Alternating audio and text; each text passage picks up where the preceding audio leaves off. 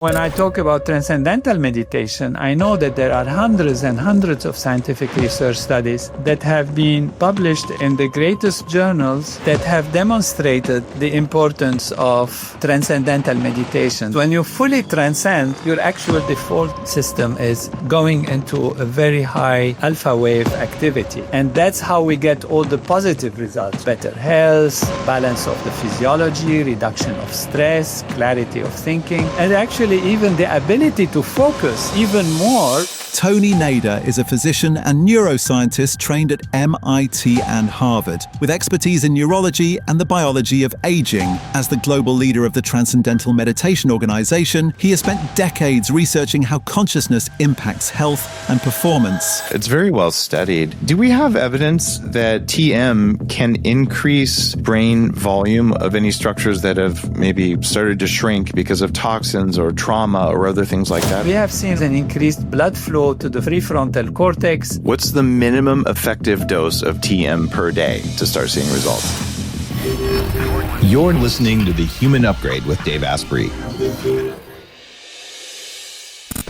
This is one of those episodes I've been looking forward to for a very long time, because it's not that common that you get to sit down with someone who has the height of academic credibility in the West. We're talking about, just MIT neuroscience and postdoc at Harvard, little things like that, on top of this study of Eastern practices, Vedic knowledge, to the point where the leader of the Transcendental Meditation movement, which is a big movement with a very, I would say, respected history in the West, I've also been on this path of saying, how can I study different lineages and how do we apply it to neuroscience and to biochemistry and all these things? So this is going to be one of those things where this is going to be a fun interview, and I'm excited to get going. So welcome to the show. Thank you, Dave. It's wonderful to be with you. Your work is amazing, and it's a joy, and has been also something I looked forward to have with you, a discussion on such a level. Thank you. Okay. Meditation has become something like drinking water or exercising. Everyone says you should do it, but they don't really tell you the details. What's the difference between meditation and transcendental meditation? There are different kinds of meditation. Whatever deals with the mind in general, like a technique from the mind level rather than, for example, eating, which is physical, not nutrition, or exercise, which is physical activity. Something that is non-tangible in terms of physicality, but which is real, because we live our lives through our minds, through our experiences, our joys, etc., is through our consciousness, our mind.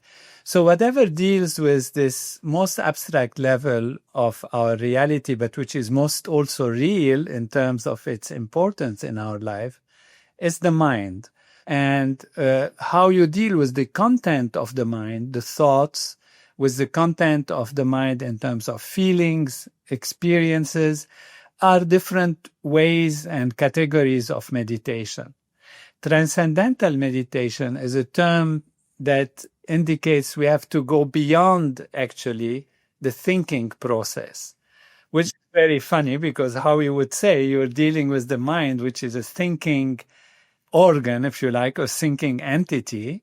And what do you mean by transcending? Transcending is to go beyond feelings, beyond mind, beyond thought, beyond any surface level of experience, and go to a level where consciousness, awareness, is free from any kind of vibration, perturbation, thought, memory, feeling, and experiences itself as a field of pure consciousness, pure being, devoid of any thought. So there is a technique for that also, which is what we call transcendental meditation. Now, there's no thinking, because that's mind, but you also said beyond feeling, which is emotion. So what's left if we're not thinking and we're not feeling emotions? We are experiencing still. When we fall asleep, it's one kind of state of consciousness. In that state of consciousness, of sleep, there is no experience of anything. So our awareness is very limited. I say very limited because our body is still aware. If you have a loud noise, the body will notice it and will wake up.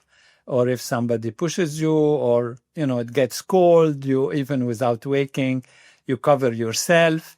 This means there is a minimal level of awareness. So awareness is also something that is there at different levels, different layers of awareness, different layers of consciousness. When we transcend, you experience what we call pure consciousness, which is a state of being fully aware, not like sleep at all. It's fully awake, fully aware. In fact, so sharp and so clear that you experience awareness by itself, pure being. That's why we call it pure consciousness, pure being. And that is what we call the transcendental state of consciousness, that which is beyond all activities of this ocean of mind or the ocean of being. And in fact, we can take this analogy, which helps understanding or helps us to understand that the mind is like an ocean. It's active on its surface, but as you go deeper and deeper in that ocean, it settles down, and settles down until it is completely still. And that is where you transcend all those surface values. This is so fascinating because we're trying to use words, which are of the mind, to explain a state that is not of the mind. And when people who've read my latest book may connect in this explanation where something happens in the world around you, and it might be something like a vibration or a sound. These are pretty easy senses. There's also the whole quantum reality that we're sitting in that we don't see with our mind, but our body picks up in various ways that are provable in science. So if you have no emotional reactivity to that and no thought about that, it's still there and you're still sensing it. Is that a good way of explaining this transcendental state? That's a very, very good way to do it. In fact, we say there is no feeling and no mind, but of course, when you come out of it a little bit, you remember, you know where you were there. When you're in it, you're completely in an unbounded feeling of wholeness and totality. So there is a feeling, and we can call that feeling even bliss in terms of emotions, because you raised that point. It's a feeling of ecstasy, of epiphany, of, moments where time stopped and everything became standstill. Time and space are no more there. And these experiences have been described by great saints and people who have gone suddenly into that state. And that's a moment where you're beyond time. And to transcend, the term to transcend is to go beyond everything, full transcendence. And so when I'm asked about mind and consciousness, there is a difference. And the mind is something that holds thoughts. The intellect is that which compares thoughts and analyzes situations, circumstances. And then there is the ego, the sense of self, which is when you know and you feel yourself, you're aware of yourself. So your consciousness is feeling its own existence.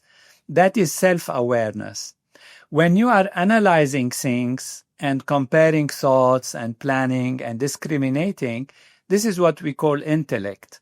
When you are carrying thoughts, just experiencing them without judgment, without necessarily differentiating between one thought and the other, we call this the mind. And therefore here we are differentiating between the mind that carries thought, which is in the ocean of being, in the ocean of the mind, more on the surface level, and then consciousness itself, which is the platform that supports the sense of self, the ego, the intellect, the mind, and the senses, because our senses project us outside. We see things, we experience things, and all of this is on the platform of consciousness. There's a part of the brain called the default mode network. And we used to believe that it was kind of on or off. And a study in Oxford came out 20 years ago or so that showed it's more like a slider switch. So you can be some on, some off. Is transcendental meditation something where you're either in it or out of it, or is it kind of you can be 3/4 in and 25% out? Yes, when you fully transcend, your actual default, system is going into a very high alpha wave activity. This we can also see in studying the electroencephalography of the brain. Yes. Even the differences between different meditations, because we started our thoughts and discussion about what is the difference between meditation as a whole and transcendental meditation. And here we see a difference that is important and fundamental, even that we can discover and analyze through the electrical activity of the brain and also the coherence between different parts of the brain. So when you are concentrating, focusing, so this is one kind of so-called meditation. You focus to train the mind as if to focus on things. When you focus on a thought, you focus on something intensely or even less, like we are now focusing and discussing. What you find in the brain is a kind of waves which is called gamma wave. It's a higher frequency wave, which comes into ranges of 20 up to 40 megahertz, which means per second fluctuations up and down per second. When you do mindfulness, which is what we call open monitoring, it's another kind of meditation, which is now, of course, very popular. It's when you sit and you just observe your thoughts without judgment, or you observe your breathing, you observe what is happening, and you try to maintain that wakeful state, observing things without judgment, without being involved. And this is like a little bit of daydreaming. Right. And what it does, it slows the brain down to a theta wave, kind of going to a very slow activity in the brain. And that is a very low frequency, which is the kind of frequency we encounter as we are falling asleep or we are daydreaming, but still you are awake. When you transcend, which we call spontaneous self-transcending, which means you are not trying to do it. And that is the difference also in transcendental meditation. It doesn't work if you try, right? Exactly. Exactly. And so because if you try, you go into the high wave, you're starting to focus, you're forcing the mind, and then you jump into the gamma, into the 20 hertz, 40 hertz kind of high frequency. When you come to the just sleeping and, daydreaming, mindful kind of thing, which has its own effect. Everyone has its own effect. Then you get into theta waves, which are really slow waves, 4, 5, 6, 7, like very slow waves. When you transcend, and this is a technique of transcendental meditation, you actually enter into a state of alpha wave, and particularly alpha 1 wave, which is in the 8 to 10 hertz, not megahertz, hertz, per second, 8 to 10. And this is when you transcend through this technique, which actually uses a sound that has no meaning. It's not a sound that you hear. It's a mantra that you repeat. The mantra has no meaning for a good purpose. If it had meaning, it would keep you on the surface because you'd be attached to its meaning, or somehow try to analyze its meaning at a subtle level. So there is a sound which has no meaning, and that you take and you learn how to use it. And the mind, guided by its own nature, which is to search for more, but instead of searching for more, usually, as we do always, search for more through our senses towards the outside, now we are guiding the mind to look inside and find inner peace and harmony and satisfaction. And since the inside is the most fulfilling aspect of our reality, which is our pure consciousness, and there is a whole logic about that, about quantum mechanics, quantum field theory, unified field theory, I don't know to what extent we need to go into that, but I know you are an expert in that, Dave, also. So what we're going is actually to that unified field of being, which is pure consciousness. And since that is the source of all that is outside, then it gives immense fulfillment. And that's why the mind, guided by its nature to always want more, to dive within. So the technique is natural. It doesn't require focusing, trying, concentrating. And it doesn't require analyzing, judging or not judging, or actually paying attention to anything specific. It allows the mind to settle down to its own self. And that is in this very special kind of the default mode network being, in a way, very, very activated in a way. And the alpha waves with great coherence between different parts of the brain. And that's how we get all the positive results, all the effects on better health, balance of the physiology, reduction of stress, clarity of thinking, and actually even the ability to focus even more, because you are not buzzing inside, you are settling down, and it's like a sharp person who is very clear, as we sometimes experience in our life, moments where we are very settled, very clear, and then we are able to have great focus while maintaining broad comprehension. It's so beautiful to hear your description of this. My book, Heavily Meditated, that just came out, hit that #1 best-selling meditation and philosophy book on Amazon, which surprised me on philosophy. But it was based on 10 plus years of looking at brainwaves of high-performing people meditating. And when you talk about this increase in the power and orderliness of this alpha brain state in combination with the gamma brain state, which was first discovered in advanced Zen meditators years ago.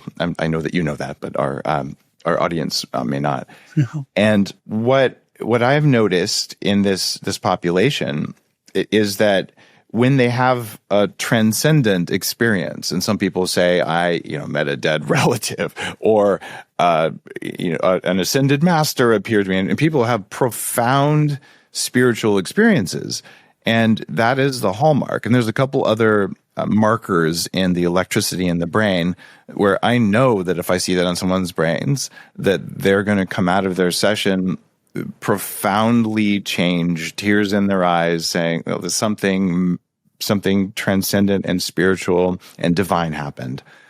And the fact that we can measure brainwaves, and we know if you do this to the brain, this happens, it takes it out of the realm of sitting in a monastery somewhere on the planet and living in a cave and all the things we've done, and saying, no, this is hard science. Now, you've been studying this and talking about it for a very long time. And you and I both know 15, 20 years ago, I used to put meditation in my LinkedIn profile and people would think I was crazy. So how did you academically overcome this bias in the West towards meditation being anti-science? It came through science, actually, because science as a method is perfect, is really great. Science as a dogma is something else. But science as a method of investigation is great. It takes controls. It measures. This is very important. It measures things. And measuring is a very important aspect of scientific validation of whatever you are trying to do. And so it wasn't always easy to measure changes in the past, but now we have such high technologies that are important, that can detect small molecules in the blood and small changes, that can detect and analyze electrical activities in the body, in the brain, in a way that is more sophisticated, can localize things, can compare brain waves from different areas of the brain and see how they are either coherent or incoherent. And then added to that, the actual experience of the people, which, used to be thought, okay, this is subjective, so why we can't rely on it. But if all the people tell you that they feel happier, they feel happier. If all the people tell you I'm less stressed, I'm feeling better, I'm clearer, I make better decisions. So subjectivity also is having its important value. So when you compare the subjective experience, which, by the way, is the most important aspect for our life, in a sense, we live our lives through how we experience it. What does it matter if you are the wealthiest person in the world, but you are miserable on a subjective level? So objectively, you should be great, but subjectively, you're not feeling so good. Then what does it matter to you? What you want is to feel great, to be great, and to do things in a great way.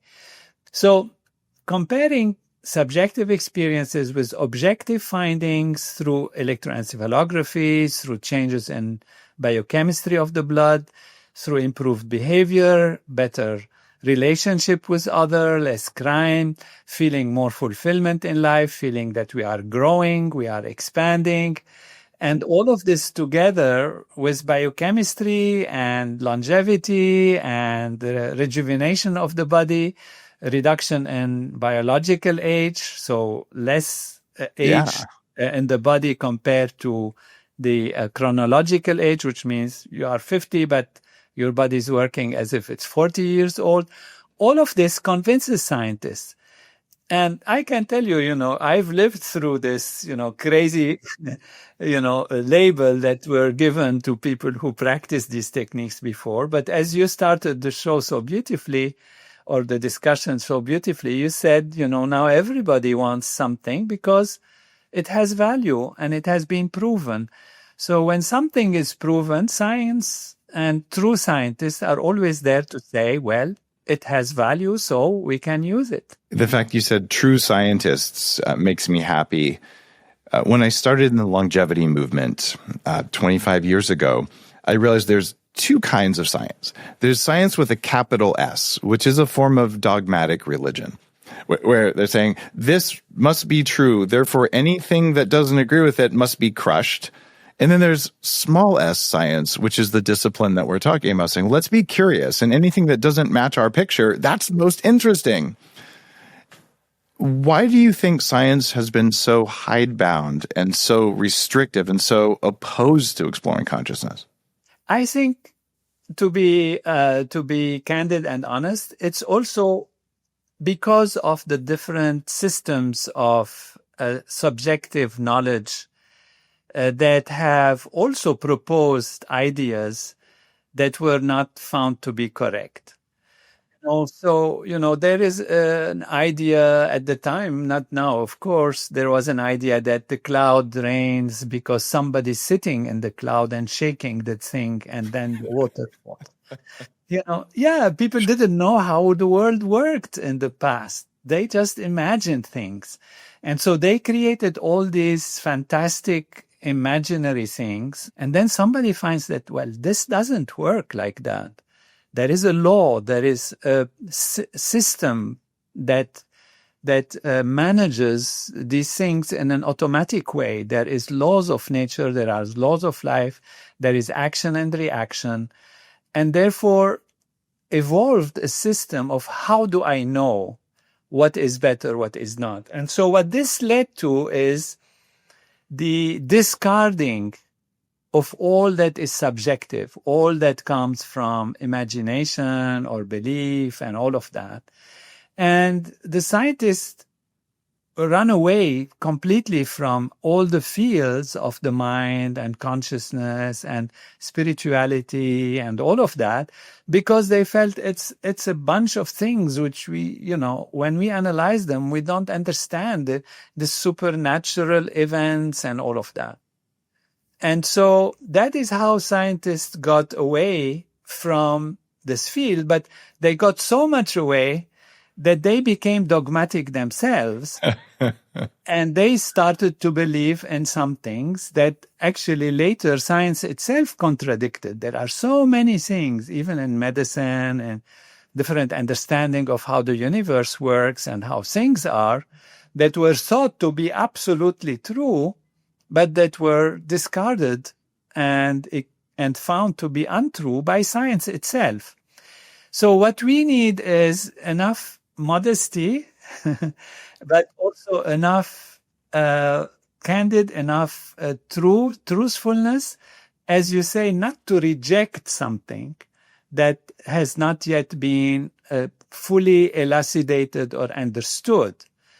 And now the question comes between mind and body. What is mind? What is body? Relationship between consciousness and physicality and materiality. And there are more and more scientists, and even during the whole wave from 100 years ago until now of quantum mechanics and unified field theories, etc., a great wave of scientists that say that the universe is more like a great thought than a material, energetic thing.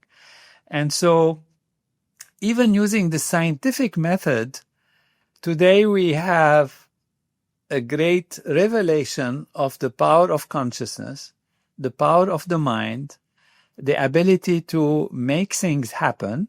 And this doesn't have to be supernatural. It's only when we don't know the laws that we call it supernatural. You know, if you see a plane flying now, you know it's normal, it's natural. Why? Because, you know, it uses laws of nature, including, you know, speed and airflow and gravitational forces and powers to lift, because the plane has such wings and it does that. But if you were to say this to somebody 300 years ago, much less even, they would think you are crazy. This is supernatural. It's impossible to raise, 100 tons and make them go from one place in the air to another place, or to just take a little machine, put it in your hand and speak to your friend who is 10,000 miles away and even see them and talk to them. This is unimaginable, and this is magical, and this is supernatural. But it's not.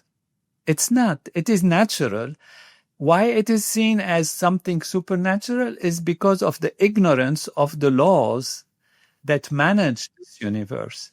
So the more we know the laws and understand that there are laws that manage the mind, that manage consciousness, and actually ultimately that consciousness is so fundamental that we can act from different levels of consciousness and therefore can produce things and do things that can appear to have been miraculous or supernatural in the past. What's something that most people believe is supernatural today that is actually scientific? If I want to take it to an extreme, I would think like people communicating without even talking has been considered supernatural.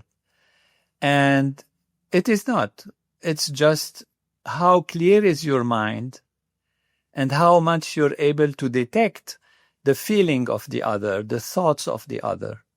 And we all know, but people ignore that when you know somebody, you're well connected to somebody, you often have the same thoughts. Yeah. You often, when you have a thought, they'll pick it up and they'll say, you are like this, you're feeling like this. Or they share a thought. We know that a mother who is far from her child, if the child has something, she feels it when she's connected with herself and with her child. So this is considered esoteric and supernatural today, but I feel it is very natural because the way we can explain it is the mind, again, is like this ocean, just for the analogy. And if you are on the surface of the mind and it is an ocean that is agitated, you can take a big rock and throw it in that ocean and you will not see anything because of the agitation. If you have a settled pond and you even touch it, barely touch it, you can see the ripple and you can experience the ripple. So if our mind is agitated, we can't see things. So if you want to do a study and take people whose minds are agitated and say, what do you feel? They will not feel anything. So you can't conclude that you can't feel these things. But if your mind is settled in consciousness and awareness, go deeper and deeper into the self and experience pure consciousness, then you have that sense of intuition, that sense of connectedness, and you can feel more things around. You can feel others. You can feel the effects of their thinking, their fears, their anxieties and all of that. And so this is not supernatural. It's that the feeling level, there are at different levels. So there are different layers of life. One is the gross level, you can see, you can hear. One is on a more subtle level and more subtle level, until the most subtle level where you can actually sense and detect other things. And, people who have great intuitions, even about business, about decision making, we say they are lucky. We say they, made the right decisions. Some people have just that clarity where they know what to do and how to feel and what to make as a decision. And that is because that level of their reality is more settled, and it's not just chaotic and haphazardous. Intuition is definitely trainable. And my experience working with clients has been that it's hard to train intuition if you haven't conquered the state of TM, or the ability to raise your alpha waves to a certain extent. And it's not just any alpha. They have to be coherent and in the right range. Like there's a lot of details in there. But once you get the clarity of that, intuition just settles in. And one of the things that used to drive me crazy, I was a network engineer. So I understand how to transmit data over wires and fiber optics and all that. And I heard about smoke signals. This is how the Indians in North America, they would use these to communicate. And I'm thinking, you can't communicate with puffs of smoke. That's the dumbest thing I ever heard of. There's no data in there. And then recently I came across, some esoteric writings, and the only reason they had smoke signals was when the guys from the next valley over would do a smoke signal. All they were saying was, stop what you're doing and tune into the field so that you can receive the data that we are sending from our mind or from our consciousness. So it was a pay attention signal, not carrying the data. The data was the things that you and I are talking about. Oh, you just know what they're thinking. Do we have scientific evidence now that we can actually know what our close friends or family are thinking? Has someone measured this? I don't think there has been a systematic study on that. There have been systematic studies on some, ideas about ESP, extrasensory perception and all that. But the laboratory setup and the people that were studied were not proficient enough to produce results that are reliable. So I would say there is not enough study. And maybe the conditions of the studies that have been done before were not good enough to actually prove or disprove, in fact, this reality. And it's something that we experience in life very often. And it can be discussed and thought of by scientists who are skeptical that this is a chance occurrence. And I would feel that it's necessary to actually start doing this research, but it has to be done, as you said, on the settled level of consciousness, on the settled level of awareness. And so people have to transcend and be settled and be natural and innocent. There are these important points, because when you're attached to get a result, when you're attached to have a solution or to be able to prove something, you immediately jump on a more excited level of the thought process. It has to be truly, completely innocent, not attached, and just on the feeling level, and it comes this way. The closest research I've seen that looked valid was from Dean Radin and the Institute for Noetic Sciences. He's published a book on this. I've talked with him on the show. And people who have a regular meditation practice, including TM, have the ability to do these things, like know what another person in their world is thinking in a statistically significant way. But people who don't have a meditation practice have no evidence whatsoever that they can do this. Which it's okay, we're touching on this from all these different scientific things, but then we switch from double-blind trials to the other kind of evidence, which is direct experience, or what we call clinical evidence. If a doctor sees that this works, that's really important scientific evidence, even though it's not blinded. And one of my closest friends in the world has been through my neuroscience thing, 40 years of Zen, 5 times. And if something's not right in my life, she will pick up the phone and call me. It doesn't matter where I am on the planet. She just knows. And same with and this is, a soul friend. And in fact, I have several friends like that now. And I look at that as just normal in the world that I live in. And I would have rejected that as being possible in my 20s. I would say, this is stupid. I'm deceiving myself. And even my grandparents would have taught me that. My grandfather was a preeminent chemist who wrote for Encyclopedia Britannica, discovered some processes we still use today, and just absolute atheist his whole life. Yet his biggest breakthroughs came in dreams. And he would wake up and just know how to do it. So there's some kind of mystical thing happening. What is the role of dreaming versus transcendental meditation and altered states work? Dreaming is processing information or, cleaning up the system. So it's a different state of consciousness where we can actually act upon things that normally during the day we cannot act upon because they are prohibited or inhibited. So there is that side of it. There is the side of cleaning up the system also and releasing some stresses. And there is the side where we analyze things that we are really interested in. And, we get this experience. I personally have this a lot when if I have a problem or I want to solve a solution to a complicated situation, as I did, when I was writing the book about mind and body, the book that is called Consciousness is All There Is, yes, which actually is a New York Times bestseller. And it talks about how consciousness is primary and how we can connect on that. I had many questions that came to mind that were difficult to resolve. And I would just take the thought on a quiet level of the mind, and then I wake up in the morning and I have the solution. So in the night, we process things if we are really desiring something from a subtle level of being rather than, again, on an activated, attachment, excited level, but on a subtle level of simple desire to find something. Solutions can come, and many scientists will tell you that. In their quiet moments, they get a revelation, they get an understanding. This is what's called the aha experience, that they talk about.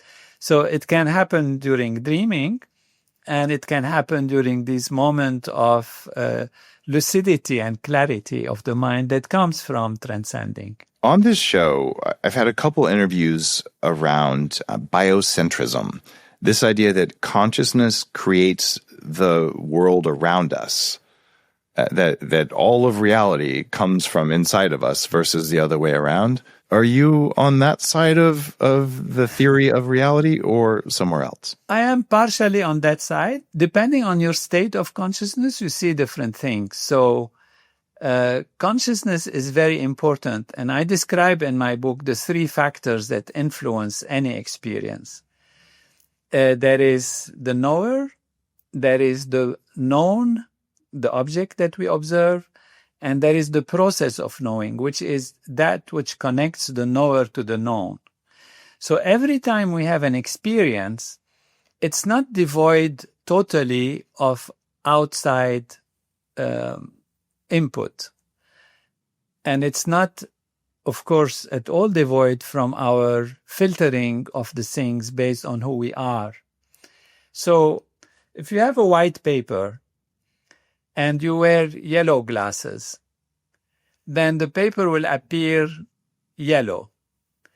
But if it's red or if it's something else, that will be, a mixed color. So the object itself has its own input, but the way the nervous system sees it is based on the nervous system state of consciousness. So what we say then is knowledge is different in different states of consciousness. So indeed, your personal experience of what is happening during that moment depends on you, depends on the object, and also depends on how you are connected to the object. So if the lighting, for example, the paper might be white, but the lighting might be red, and you're wearing yellow glasses, so you're going to get a different experience than somebody who has no glasses and where the light is white. So, or whatever, or red, or whatever. Right. So the outcome of the individual experience has these three components in them that are very important. And that's something we forget. So this biocentrism goes a little bit too far in the sense of, you recreate the entire universe based on who you are, which is partially true. We can't say it's not true. But there is also a universe in which you live with other conscious beings, individuals, or even, I would say, objects that are all vibrations of consciousness that are interacting with each other. And the way they interact with each other creates a novel experience, which we call my experience. But when the cat is looking at me, the cat has its own experience, obviously. It doesn't see me as I imagine it should. And I don't see the cat as it imagines I should, because I see things through my point of view, through my consciousness, through my nervous system, and it sees things from its consciousness, its nervous system, its point of view. We are both consciousness and conscious, but based on our quality of consciousness and how we're connected together, we have different experiences. There are those who would say that the cat is just a quantum fluctuation and that we only see it as a cat because our bodies are making it look like a cat. Like it's an icon for a cat that's really just a bunch of quantum mush. And it seems pretty radical to go that way, because you could say the cat does have consciousness. I don't know the answer to that, but I find myself drifting more towards biocentrism as I go deeper into things, and understanding that I perceive my glasses as being yellow. And also that if I look at them really closely, there's nothing there because they're empty space. And man, it's confusing. But the less I think about it, the easier it is. So maybe I need to do more TM. I really hope you will read my book. Oh, absolutely. Is all there is. Mm-hmm. Really, because it really addresses these questions. These are some of the questions that I mentioned when I fall asleep and how to solve this problem. And I wake up with solutions, or even thinking about them intellectually and analyzing them from common sense perspective and how to come to solutions. In fact, biocentrism, if we look at it like this, is very close to what I'm proposing, which is that consciousness is all there is, in fact. So there is one field, which is a field of consciousness, that has within it all possible imaginary things that it can imagine. How is that? See, we as humans, we have consciousness. The wider is our consciousness, the more things we can imagine. You can imagine things that don't exist. You imagine a unicorn, you imagine a goddess and a god, and you imagine, entities. You can create movies that are absolutely fantastic and beyond this world, and universes and all of that. So our imagination is quite fertile. And the more we are or have broad consciousness, the more we can imagine things. Now, think of a consciousness that is all there is, which is a unified field of one absolute, unlimited,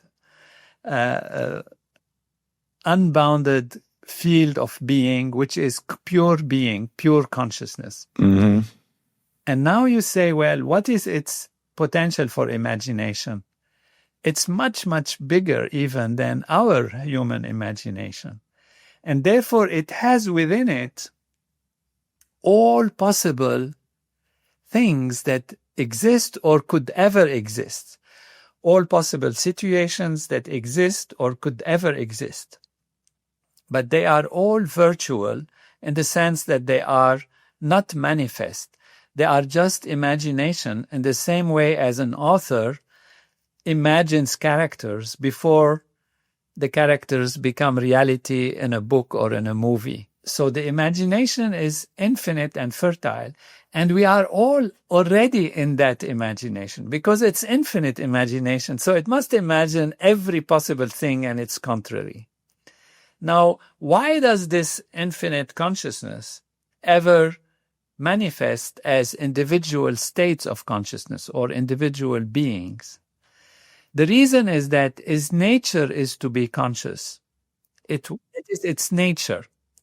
And it is consciousness of all these possibilities from an unbounded, unlimited perspective. It doesn't know what it is like to be conscious from a limited perspective, which means to be conscious like Tony or Dave or, Miriam or whoever, whatever. And that is the reason why there is this emergence of individual consciousness, which in fact, when we go back to our example of the cat and the human being, and I'm looking at it, the cat is consciousness, it's pure consciousness. It's an energy of consciousness appearing to me as a cat and me looking at it from my perspective as a human being, but I am also a bundle of consciousness looking at another bundle of consciousness and seeing it from whatever I can see. Because if my eyes were able to see longer frequencies than, ultraviolet or to the other side, actually, infrared, we can see between red and violet, but suppose we can see infrared and even lower frequencies or higher frequencies or X-ray and all of that, we could see something else. The universe will look completely different. It's only our eyes limit us to this particular perspective on reality. Now, if it wasn't a cat, I know the cat is consciousness, but it's that aspect of consciousness, that limited aspect of consciousness. I am consciousness completely, that's all. I appear to myself also as a body and physicality, but I am consciousness and I cannot see more than that. But still, I am one aspect of consciousness. The cat is another aspect of consciousness. Right. When I come together with the cat, even though we are both consciousness, we see each other on the surface level as different entities than pure consciousness.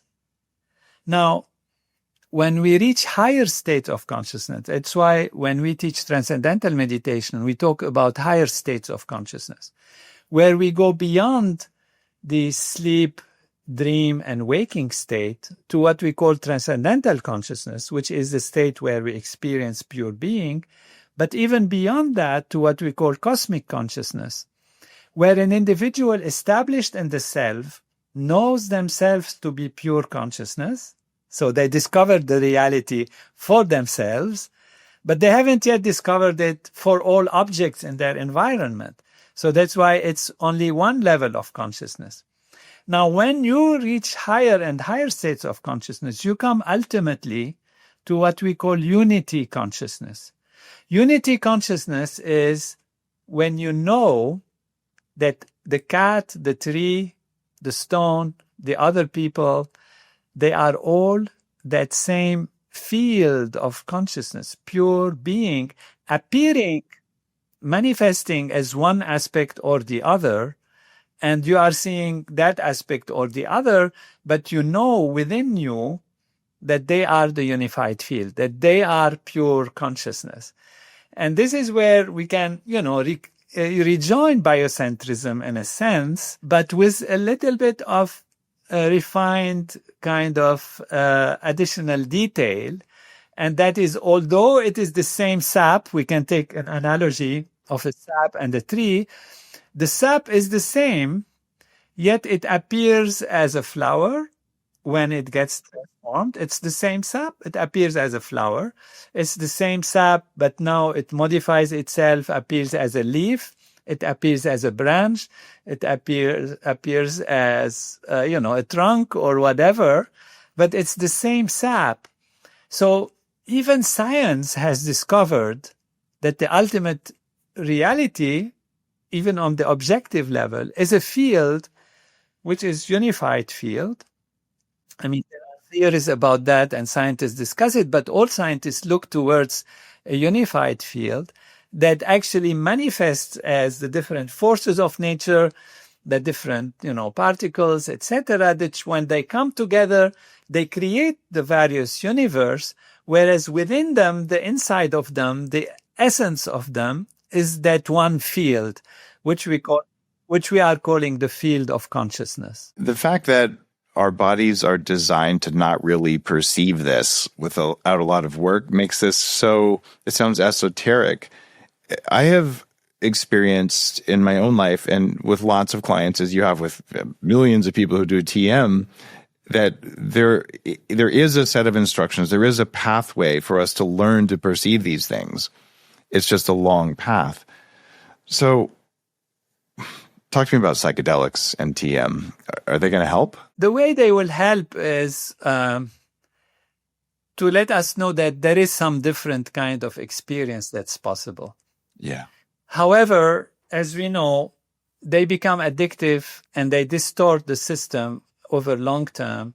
And therefore, if we can do it in a more holistic, nourishing way, where we maintain our integrity of the physiology and our ability to act in society in a holistic way to support the growth and development and evolution of life, then that's the way to go.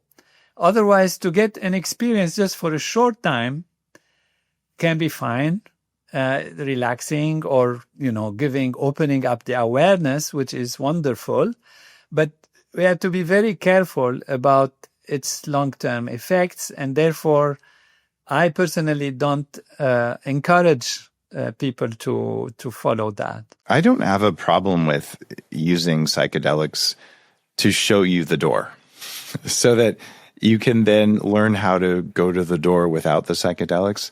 And I actually feel empathy. There's a few people out there, I've done ayahuasca 87 times.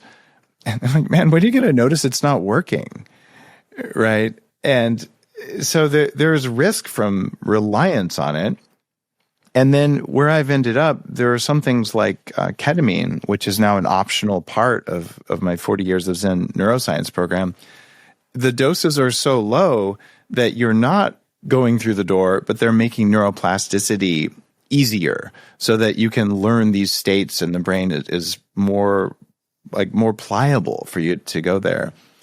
Any thoughts on low dose, microdosing, or any other ways of enhancing the brain's ability to change itself? I feel we should have more scientific research to be able to make an answer, to give an answer to that. And it's very necessary because what are the side effects over long term? How much does it help? We don't know. And so, there are foods that are very important. So we have learned about foods that they are, some of them are necessary, some of them change our behavior and feeling also and experience. And so all of these natural things that happen, and some of them have been chemically studied and the active ingredients have been extracted. And so are we targeting something that has a temporary effect or long-term effect? So if I was to answer this, I would feel I would be working in a way that is more like on a dogmatic level, which means, it's my opinion, I expect that. And it's not fair to give an answer that is not scientifically supported. So, when I talk about transcendental meditation, I know that there are hundreds and hundreds of scientific research studies that have been published in the greatest journals that have demonstrated the importance of transcendental meditation, the importance of its effect on mind, body, behavior over a long period of time, health, wholeness, and wellness. And so that I can talk about. It's very well studied. Do we have evidence that TM can increase brain volume of any structures that have maybe started to shrink because of toxins or trauma or other things like that? Are actually growing the brain from TM? there are studies that have been studied on, the effects of meditation on the hippocampus, on memory aspects, on even the amygdala actually not growing, but actually being more under control, which is the place where we have, anxieties and fight and flight response and, all of that. So, and what we have seen also is an increased blood flow to the prefrontal cortex. And therefore, all of these values are nourished and nurtured by transcendental meditation as compared to the part that deal with, stress and strain that actually make us react in an aggressive or violent way. And so they are more settled, and yet there is clear perspective and clear perception that allows us to make the right choices. It's not that we become lethargic or uninterested. To the contrary, interest and strength increases while there is clarity and peace and harmony within. Have you seen effects on the caudate nucleus, the part of the brain that's dopamine-centric? I don't think it was studied really directly, but the effects of, dopamine, which is to increase desire to do things, to increase the ability to perform, the desire to be more towards pleasure looking and all of that. The effects of it is seen in people with greater, more regular practice of transcendental meditation. So you can see, artists and actors and producers and directors of movies. They have greater imagination, greater clarity. They find solutions and they are motivated. So the motivation part, which is connected to dopamine, really increases and is very beautifully expressed. So we can imagine that it has such an effect, but whether it's been studied directly, I'm not aware. I haven't seen neuroimaging studies of volume, but certainly the behaviors associated with that healthy part of the brain, they do increase. ADHD and OCD can get better from TM. Exactly. Can you summarize what you see in terms of memory, focus, and reaction time when people start doing TM? Reaction time increases, which is very interesting because when you wake up from sleep, for example, which is a different state of consciousness, and when you are rested, it takes you a while to be able to react quickly to things. And there are tests that are done that are very standardized. When you see this on the screen, you press this button. When you see that, you press that button. And they calculate the time it takes for you to press the button. So they see if it takes you a longer time, then your reaction time is slow, or etc., as we know.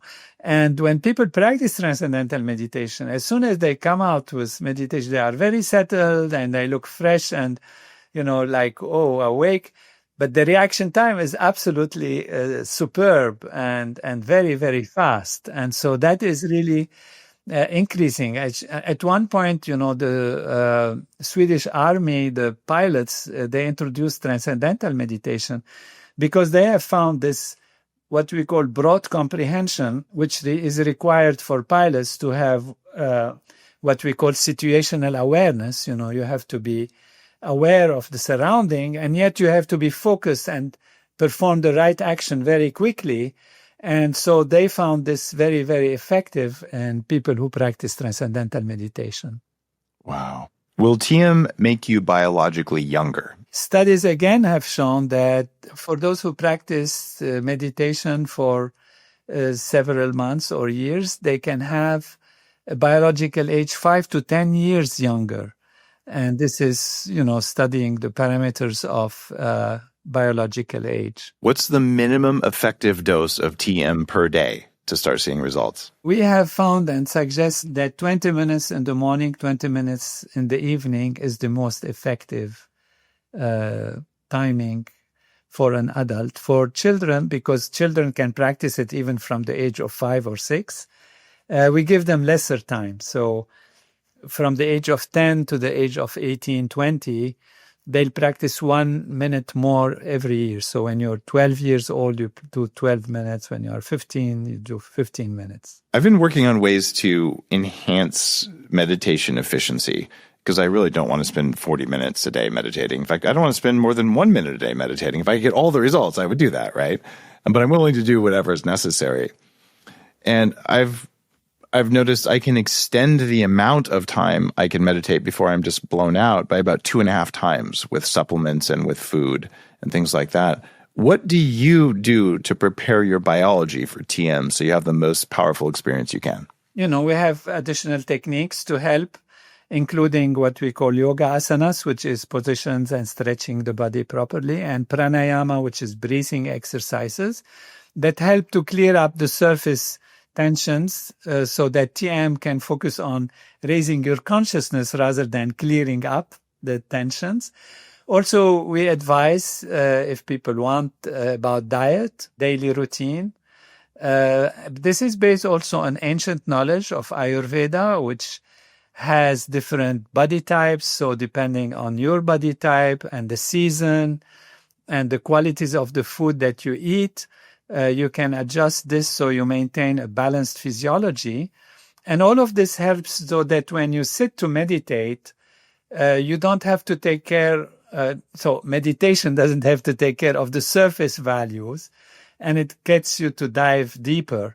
But in any case, meditation makes you clean up the system also. But why spend the time cleaning up surface things that you can prevent, by having right diet, right nutrition, right daily routine, a little bit of breathing exercise, etc. In terms of time, really, I have found that meditation gives me more time. It's an investment. Yeah. Because when you meditate and you come out clear and able to perform things fast, as we have said, and effective, then you are saving time of wobbling around and being unsure and stressing and unstressing and anxiety and not feeling good, and then trying all kinds of things to get yourself going. Why not get the maximum and then go out and do things in a sharper way? When I was at medical school and I was meditating, there was a huge demand for studying and for taking care of patients and emergency room and all of that. And I found that it helped me really to be effective, to study well, to be clear, and to be more productive. So the investment of the 20 minutes, for one thing, it's a pleasurable time. So it's not something you say, oh my God, now I have to do this more. I should be good and I should do it. You don't say that. What you say is, oh my God, it's the time for meditation. It's the best time of the day. And so therefore it's an enjoyable activity that leads to effectiveness and great productivity during the day. I love that framing. You sound a little bit like Deepak Chopra, who's also been on the show. Yeah, I get to meditate versus I have to meditate. It's different than high intensity interval training or something, and that's not that fun. And Tony, I know that you are about to get on an airplane coming up here, and I want to honor your time. And thank you so much for your deep scientific curiosity, for your work in the world, for helping to study these very hard to study altered states from all the different lenses you do. So truly, thank you for being on the show and for just being a light of curiosity around consciousness, because the world needs more of that today. Thank you, Dave. Thank you for your show. It is a light of consciousness. Your show is a wonderful exposure of possibilities and inspiration to so many. So thank you for having me. It's been an honor. And guys, go to drtonynader.com to learn more. It's easy to find things about transcendental meditation. And we've got the guy who's done the most science and is leading this movement, who's just taught you a bunch of stuff. So keep tuning into the show, because there's a lot of stuff your body and your mind and your consciousness can do that you probably don't know about, because you're not supposed to, unless you talk to someone who is a master, and we just did. See you next time on the Human Upgrade Podcast.